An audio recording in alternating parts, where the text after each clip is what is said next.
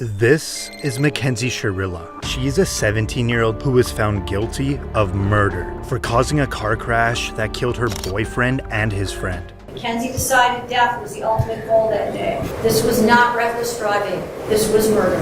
Sharilla's boyfriend, Dominic Russo, and his friend, Davian Flanagan, were in the car when she crashed into the side of a commercial building outside of Cleveland, going 100 miles per hour. Both men were pronounced dead at the scene, and Sharilla survived. Prosecutors argued that the teen had a toxic relationship, and Sharilla had made violent threats against her boyfriend. Threatened his property?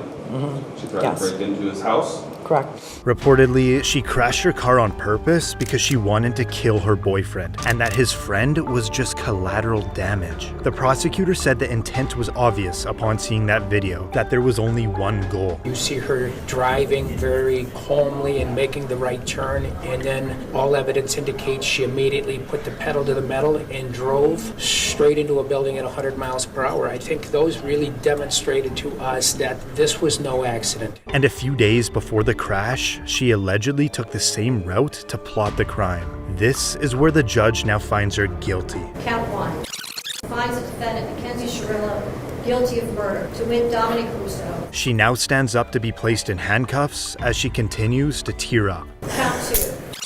Finds the defendant, Mackenzie Sharilla, guilty of murder, to wit Davian Flanagan. Sharilla now has a moment to speak before her sentencing. The families of Dom and Davian, I'm so deeply sorry. I hope one day you can see I would never let this happen or do it on purpose. I wish I could remember what happened. I'm just so sorry. I'm heartbroken. There was no medical condition that caused this as an accident. There was no mechanical failure of the car. A failed suicide attempt is not a defense to murder. There's a very good likelihood, Mackenzie, that you will spend the rest of your life in prison. She's sentenced on count 1, 15 years to life. Count 2, 15 years to life, to be served concurrent to each other. The judge just sentenced her to 15 years to life in prison.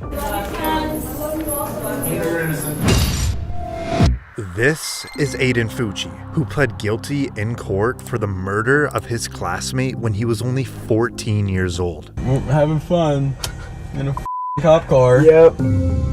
Fucci was classmates with a 13-year-old girl from Patriot Oaks Academy in St. Johns County, Florida. Fucci stabbed her 114 times. Her dead body was later recovered from the woods. After Fucci was arrested, he can be seen in the back of the cop car taking Snapchats. Now this video shows Fucci and his parents in the interrogation room. The Snapchat that you did was not very smart. Like it's all over, you're all over the internet everywhere. This is serious. It's very serious. This is no joke. This is your whole life. Your whole life. And hers. And ours. A video from prosecutors showed Fucci and the girl allegedly walking together right before she was murdered. Then about 90 minutes later, the video shows Fucci allegedly running away from the area where the body was found. 114 stab wounds, 49 defensive wounds, 35 wounds to the head and neck, 29 to the back and shoulder, and 6 fatal wounds.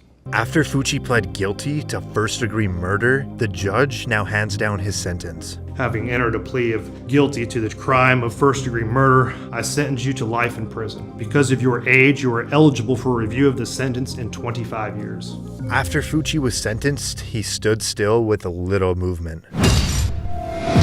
This is Willard Miller and Jeremy Goodale, and at just 16 years old, they are both charged for the murder of their high school Spanish teacher. Reportedly, it was over a bad grade. We then moved her off of the trail, where I then struck her, and she died as a result. Miller and Goodale went to Fairfield High School in southeastern Iowa. Nohema Graber was the Spanish teacher at the school, and Miller was one of her students. After he received a bad grade from Graber, he and his friend Goodale planned to kill her. We discussed a general plan. I'll stand up here, look out, wait for Miss Graber to show up. Graber went for her usual walk at Chautauqua City Park. The boys knew that as they stalked her and they waited to ambush her. Here she comes, and she walked by and hit her in the back of the head, and then I said, we should make sure she's dead, so we hit her a couple more times. They then dragged her into the woods and beat her to death with a baseball bat. What was the plan after that? There wasn't a plan beyond that. Like hide the body very everybody saves the body. At that time, we were going to hide the body. I guess in our arrogance, we kind of assumed that nobody would ever find her. Not long after, both boys were arrested. Court documents allege that the witness who knew Goodale showed law enforcement Snapchat messages that showed Goodale and Miller's involvement in the murder. One of the Snapchat messages saying, "Point of view, you're my Spanish teacher, and this is the last thing you see," followed by "Time to hide a body." Jeremy Goodale would later plead guilty and testify against his best friend Miller. I understood that he had the intent to kill Mrs. Graber. What is your plea to murder in the first degree, guilty or not guilty? Guilty. This is the moment that Goodale gets to speak before his sentence. I've had time to think on what to say, and I'm sorry. Truly sorry. Every day I wish I could go back and stop myself.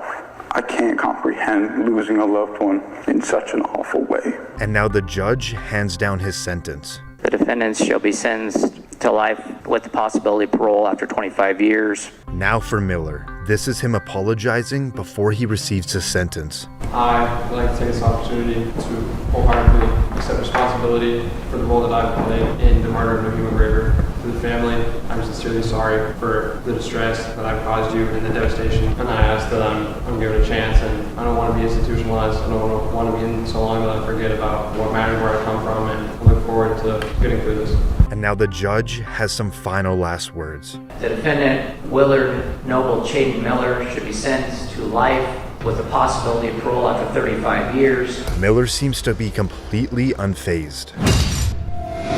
This is Rachel Schoaf and Sheila Eddy, who are both in court today for the murder of their friend when they were only 16 years old. Their scheme was to hide knives on their bodies and to attack Skylar at an agreed-upon moment. In Star City, West Virginia, Schoaf and Eddy were friends with 16-year-old Skylar Neese. Reportedly, Schoaf and Eddy decided they didn't like Neese anymore, so they planned to kill her. Sheila Eddy and Rachel Schoaf carried out that plan. Together they stabbed and killed Skylar. After Schoaf's confession, both teens were arrested. Schoaf agreed to plead guilty to second-degree murder in exchange for her cooperation in the case. I'm so sorry. I don't know if there's a proper way to make this apology because there are not even words to describe the guilt and remorse that I feel each day for what I've done. I hurt the Neese family and those who love Skylar. I hurt my parents and shamed my family. May God bring eternal peace to Skylar and the entire Neese family. After securing a plea deal, the judge now gives Schoaf her sentence. Rachel Schoaf, it is the sentence of the court that you be imprisoned in the West Virginia State Penitentiary for a period of 30 years.